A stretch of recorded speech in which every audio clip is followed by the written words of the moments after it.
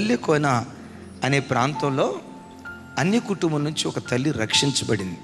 Communist భావజాలాలు కలిగినటువంటి స్త్రీ, అసలు దేవుడంటే పొరపాటున అంగీకరించని సహించినటువంటి కుటుంబం. ఆ తల్లి పేరు వేజండ్ల జానకమ్మ. దినాలు అట్లా సాగుతూ ఉంటే కమ్యూనిస్టు భావాలు కలిగిన ఆ తల్లి యేసును గూర్చిన వార్త వినటంతో క్రైస్తవురాలిగా మారిపోయింది.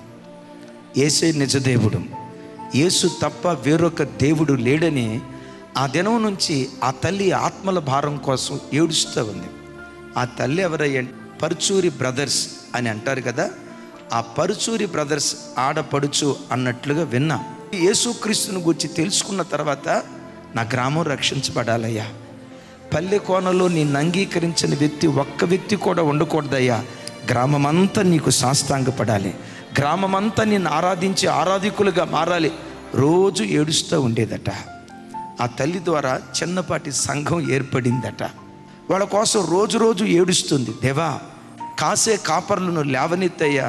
ఏడుస్తూ ఉంటే దేవుడు అన్నాడట, జానకమ్మ, నా ద్రాక్ష తోటను కాసే కావలి కత్తిగా నిన్ను నా పని కొరకు వాడుకోవాలనుకున్నా, నా పనికి ఉపయోగపడతావా?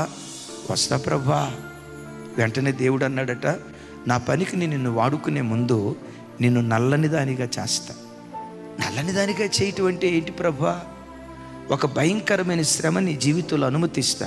ఆ తర్వాత నిన్ను నా కావలి కత్తిగా, నా ద్రాక్ష తోటకు కావలి కత్తిగా చేసుకుంటా.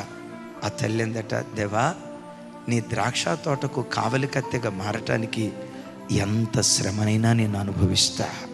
ఓ 10 రోజుల తర్వాత దేవుడిని అంగీకరించిన భర్త ఎవరో ఆ తాడి చెట్లకి తాడికాయలు కోస్తూ ఉంటే వాళ్ళని తరుందాం కొడదాం అన్నట్లుగా పరిగెత్తాడట. ఆ పరిగెత్తే పరంపరలో ఎదురురా తగిలింది, పడిపోయాడు. ఆ భర్త అక్కడికక్కడే చనిపోయాడు. ఆ కార్యక్రమం అంతా ముగించి ఆ గ్రామంలో స్వార్థికురాలుగా దేవుని పని ప్రారంభించిందట. ఆ గ్రామంలో సగం మట్టుకు యేసుక్రీస్తు తట్టు వాళ్ళు తిరిగారు. ఇది క్రైస్తవ్యం అంటే.